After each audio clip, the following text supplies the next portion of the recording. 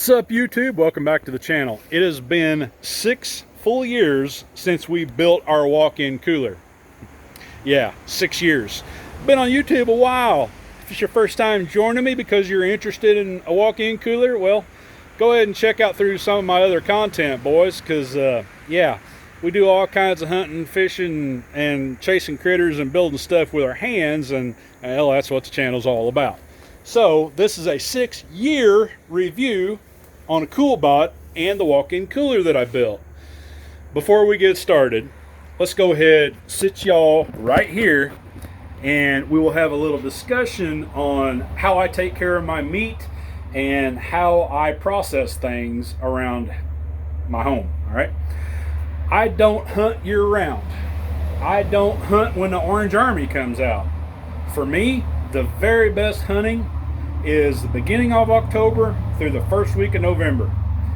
I will gun hunt a little bit, but for me, having the woods to myself and being able to go out there and not worrying about what everybody else is doing, that's just what I love.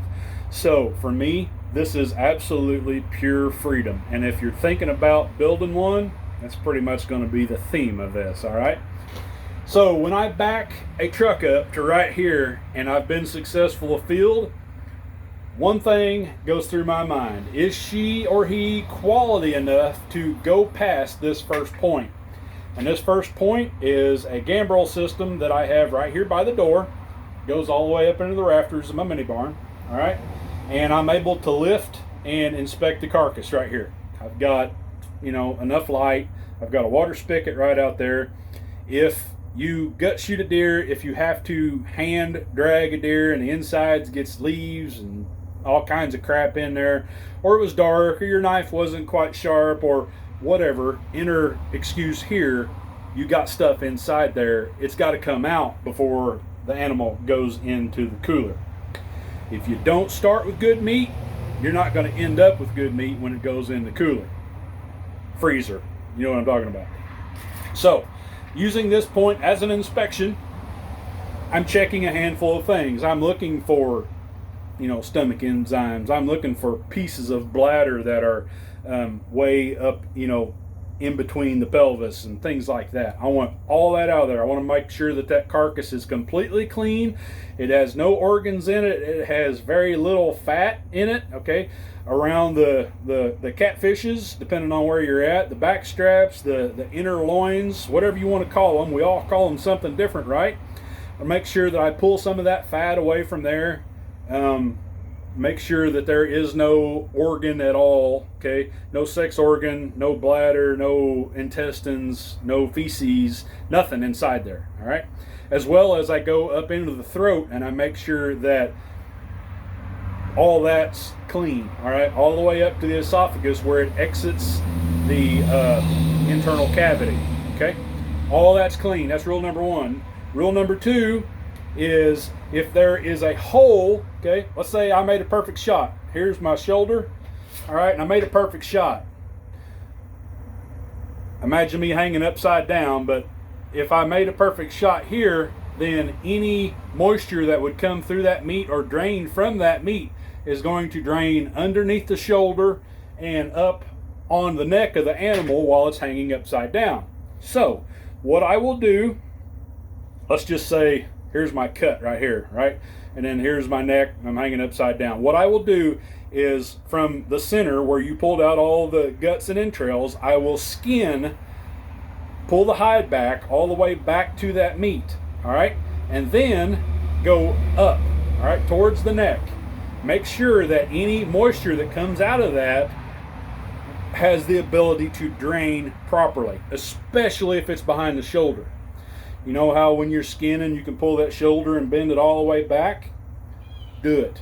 If you got a hole above the shoulder, okay, and you can skin that back and pull that shoulder back a little bit to where it'll drain up underneath the shoulder and then come out up here, I want to drain all that up here all the way back into the neck.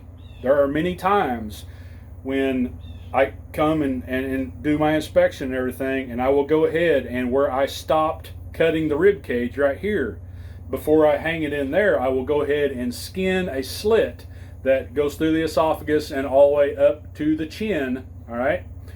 And that allows that animal to drain properly. All these steps are very, very important to make sure that you have quality meat a couple days later, all right? As well as, you know, taste good and be as tender as possible and things of that nature. What else? How long would you hang a deer? I'll tell you here in just a second. Go ahead, drop in the comments. Let me know if you had this ability, how long you think you should age a deer and how many days it should hang. All right, drop in the comments and we will get on into it. So enough chatter, enough talk about this. This is 11 feet across, 8.5 foot tall, and then I think we're like 4.5 deep, something like that. And I need to clean my shop. Insulated door that you get at Lowe's, Home Depot, nothing special, right? On the walls, it's just a plastic board for bathrooms and stuff, interior, exterior, I don't even know what it's called. I referenced it quite a bit in the build video that you guys can watch after this. This is a Coolbot. It has been flawless for 6 years. Knock on wood. That is an LG, I think it's an 18,000 BTU. It was the biggest that I could get with a 110 plug. All right, makes sense. Didn't have to rewire the whole shop just to get something big enough. You guys can do the math on square footage. This was like up one size in BTUs that was recommended for the square footage that I had from Coolbot. All right, I figure get as big as you can, cry only once, right? I've never had de-icing issues. The unit has ran flawlessly, never had a problem. The only things that I have had a problem with in this unit, one time, I don't know if we left the door open or what, I would imagine that would be the case because there's really no other way in here. One time I had a rodent that put a bunch of styrofoam and napkins and stuff inside there, and then when I turned it on, that all blew out. I don't really know how that happened because it's never happened since then. And then we put this on with the contact cement, all right, and there's one spot right here where that did not stick to the foam board insulation. For those who won't go watch it, we did a 4-inch foam board. It had like an R28 insulation value. Here's our special lady that decided to grace today's video that we shot last night. Pretty little doe, awesome bow kill. A couple of the biggest assets. Now we've had this stuff for 6 years. Actually bought that LEM 6 years ago. I believe that is a 1/2 horsepower LEM grinder and has been completely awesome. These are meant for cleaning fish. You can buy them at a farm and home store. I think they come with a spigot that you can hook up to your garden hose. Kind of goofy, but they're plastic. They are, you know, awesome cutting boards, and you can see this one over here has been well used. 6 years of shooting deer between me and my wife. We get quite a bit of use out of this.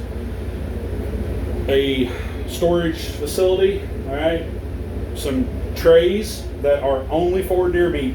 I never use them for anything else, but I've got 3 of them. I've got some sharpening stuff, and then vacuum sealer bags and burger bags. Okay, I'm going outside because I'm getting kind of cold. Yeah, that's all working good. You can see, like, I've had the door open a few times trying to shoot this video, but we're at 42 degrees, and generally 38 to 40 is what I got it running at, between having the door open a few times and yeah, it being 85 degrees out. That's you know, loses temperature a little bit, but keep the door closed. That's a good tip. I cannot think of too many more things. Oh, my hanger. I don't know if you guys saw that or not. It was a little fast. My hanging system up there. Okay, it just goes into my rafters, And then that is one thing I wish I had more space. If I were to do this over again, I would probably vault the ceiling and have my attachment point go all the way up as high as possible. That would allow me to mount a electric winch. All right. Now I'm 43, not in bad health, but let's be honest, I don't skin deer every day. It's not that I don't have enough experience, it's that I'm a little clumsy. So when I go to skin deer, I'm good till we get up to about here.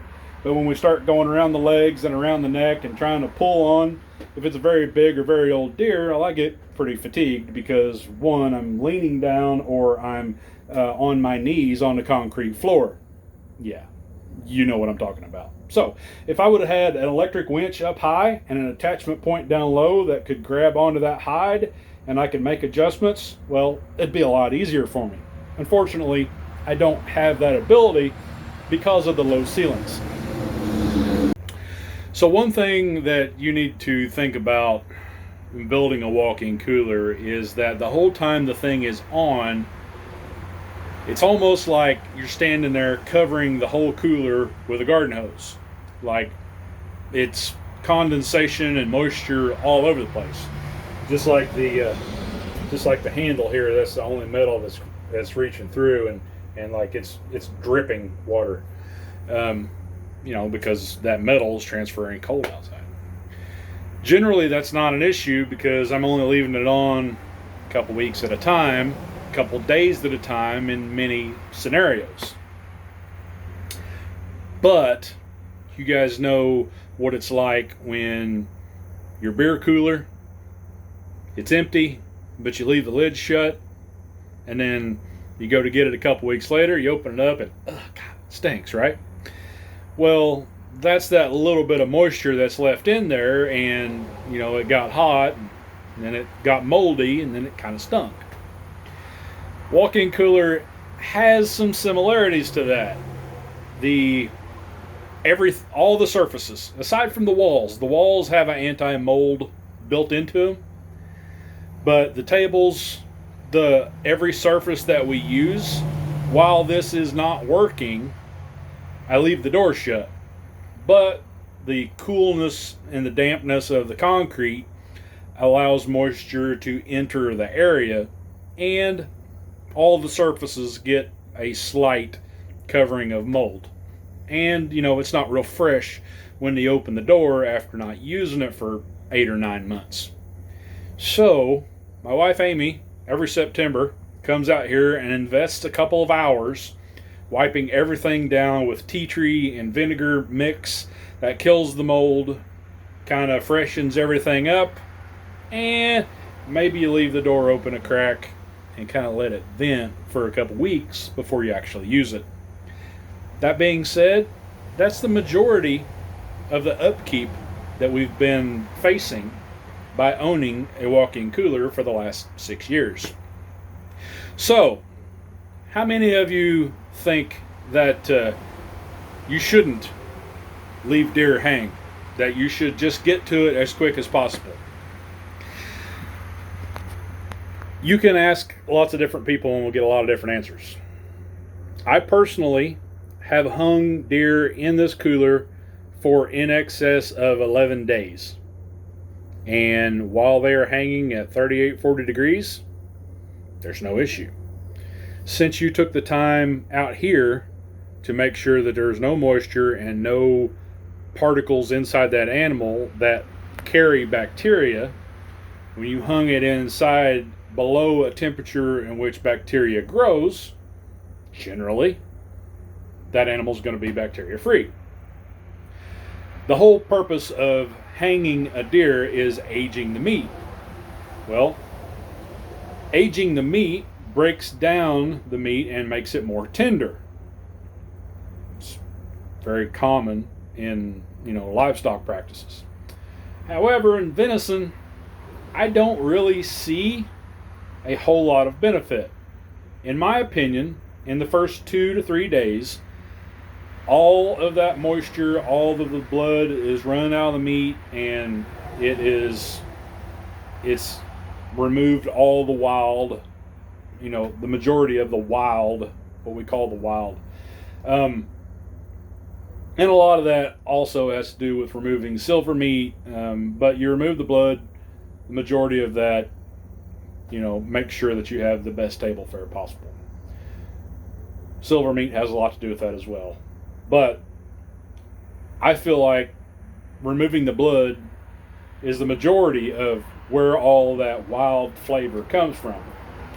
And if you make sure that you hang an animal and cool it well, I feel like within the first 3 days, the majority of that is pretty much taken care of itself. I have not seen, aside from a couple of occasions, meat begin to mirror and begin to show signs of aging. And I can't tell, as far as table fare, the difference between an old deer and a young deer, and a deer that's hung for 3 days and a deer that's hung for 11 days. I really can't tell the difference. So, in my experience, and with the 25 or so deer that we have processed in the last 6 years, I would say that 3 to 4 days is pretty good. 4 to 6 days would be exceptional. Anything over that, might be a little excessive. But with the cooler and that temperature being completely steady, you can hang one as long as you want. Like, I would not have any problem in hanging this doe in here for excess of 2 weeks. I don't think it would be an issue. I do leave the hide on because that makes sure that the meat doesn't dry out. If you leave one hang without the hide for an extended amount of time, that outer portion, makes a crust, and kind of, what dehydrated meat looks like, right? Well, by leaving the hide on, you don't get that, so you're not wasting any meat that way. Just my 2 cents. If your opinion's different from mine, the comments are wide open. If you guys have a shop with a concrete floor and are thinking about doing this, I highly recommend that you give yourself at least a 5 foot by 5 foot. All right, that's going to be plenty of room for you to hang a couple of deer. It's also going to be plenty of room for one person to work while they're inside there. Okay. Or if you have multiple deer, you can let it hang in there and then have a station outside of the cooler to be able to cut deer. All right. All that's going to be great. It really doesn't matter how big you do it. We did this with a $3,000 budget, and you can still do that today. All right. If you have the space, especially, it has to have concrete floor. If it doesn't have a concrete floor, I wouldn't waste my time. But get yourself set up the right way. Then when October comes, get out, start shooting deer. If it's Sunday afternoon and you've got to be at work in the morning, you don't want to be up all night cleaning deer, well, with a walk-in cooler, you can go ahead and shoot. It's just been absolutely complete freedom, and probably some of the best money that I've spent outdoors in my lifetime. So I appreciate y'all tuning in. As you leave, there's a subscribe button, and right there is the original video where we built the walk-in cooler. Y'all stay safe, shoot straight, shoot off, and don't forget to wear those personal flotation devices or tree stand harnesses when you're going hunting, and we'll see you next time.